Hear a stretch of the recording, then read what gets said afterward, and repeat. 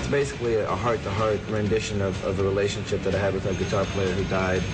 The more prevalent message in the song is just the love for a friendship, and you may as well try to make that soul connection while you can, because there might be a time when it's too late. With a gold record and in top form, they were ready to start work on the album that would make them superstars. They recruited producer Rick Rubin, who has been with them ever since. He's been a big part of all the records that he's made with us, you know.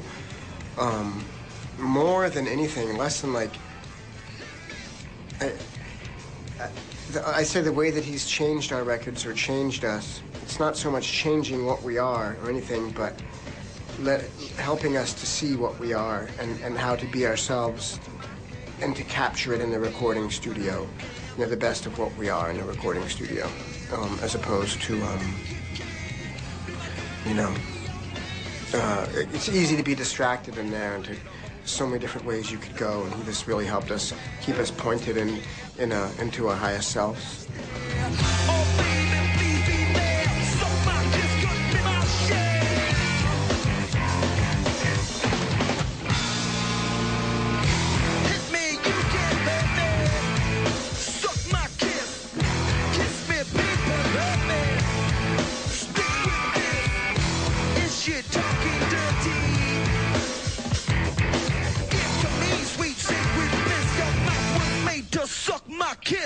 Anthony was so self-conscious about his singing ability, he would record his lines alone in a room, away from the others. Just being in that type of an environment affected our whole state of mind, you know, because we weren't pressured by the clock, and it was just I mean, that was the ultimate Funky Monks boys club right there, just like being in the house with the same four guys and getting along with each other for a month and a half. It was just such a peaceful, cosmic place to be. It was, you know, we were all living there and recording there, and it was just such a relaxed, natural way to record music. We just wake up in the morning and eat our breakfast, drink our coffee, let the tape roll and play.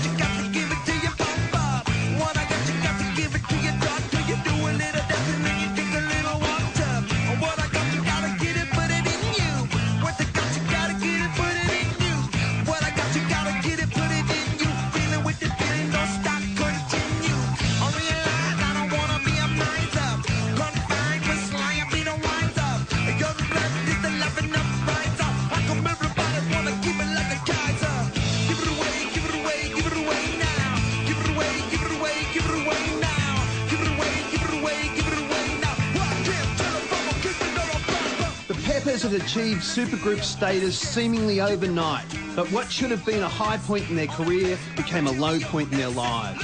Extensive touring was wearing them out, and for John, the success came too fast, too soon. He left in mid-1992. Before I quit, we weren't getting along well, you know. It being successful and each of us reacting a different way to it had made us to where we weren't friends anymore, you know. And if we would have stayed together at that point, we would have been doing it purely as a business kind of motive, you know, rather than a motive of friendship and wanting to play music together.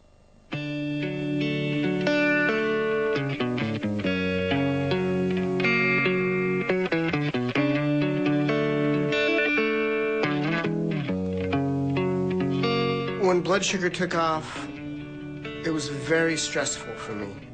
But I don't know if it was that or if it was just things that were going on in my personal life in terms of, you know, I split up with my wife, of my daughter around that time, and we went on tour, and it was really stressful for me. And it's difficult, it was difficult for me to process the stuff that I was going through in my personal life with all of the professional things that were going on. So I don't really know which created which. It was a difficult time for me, but it was also lots of times it was a really fun time too, you know. It was just a real topsy-turvy time, you know. All of a sudden you're getting money and you're getting famous, and everything just gets, you know, it's really intense, and everyone kind of reacted to it in different ways, you know. I mean, John reacted by quitting. You know, it was difficult for me. Everyone embraced something different, you know. She's my good deed, and she kisses the wind. And I never worry, now that is a lie.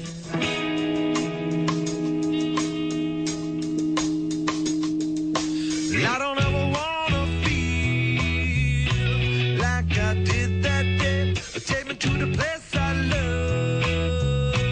Take me all the way. I don't ever wanna feel like I did that day. Take me to the place I love. Take me all the way. Yeah, yeah, yeah.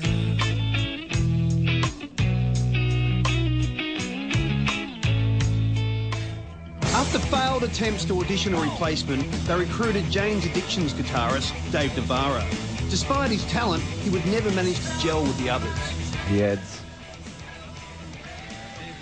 His Daveness is incomparable.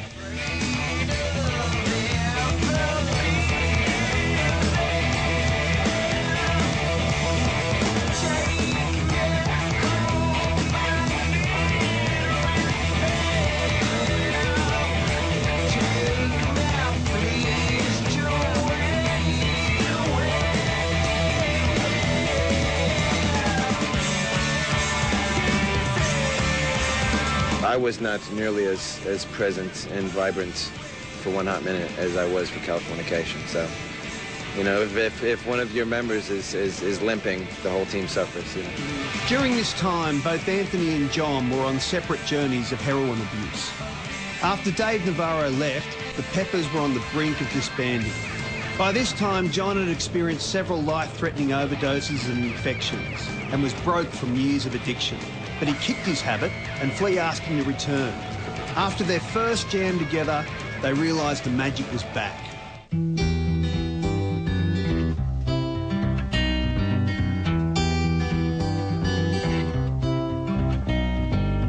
Road tripping with my two favorite airlines. Fully loaded, we got snacks and supplies. It's time to leave this town, it's time to steal away. Let's go get lost anywhere in the USA. Let's go get lost, let's go get lost. Blue, you sit so pretty west of the one. Sparkle like with yellow icing, just a mirror for the sun. Just a mirror for the sun. It definitely felt like we were back with a partner that we could truly collaborate with in a very profoundly creative way. Because before that, when he left and we kept going with Dave Navarro, we just didn't have that, you know. And it's not Dave's fault. Don't get me wrong. I think Dave Navarro is a great musician, and I love him as a human being, and all of that stuff. It's just we didn't. I don't think he gave us his heart. You know, I think there are times when we connected and it was good, but we just didn't have that focus, that togetherness and the focus with him. And when John came back, we had that together, the togetherness and the focus, and all of us, you know, intent on achieving the same thing. And as well as John just brings incredible musicianship to the table.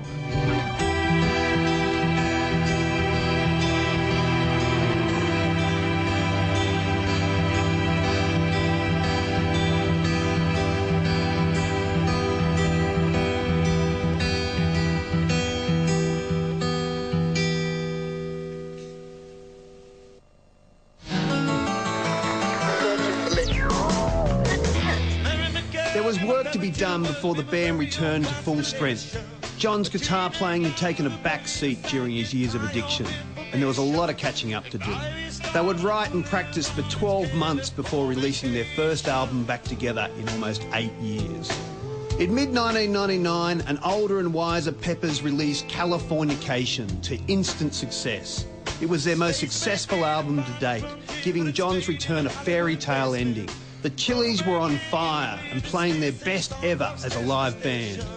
And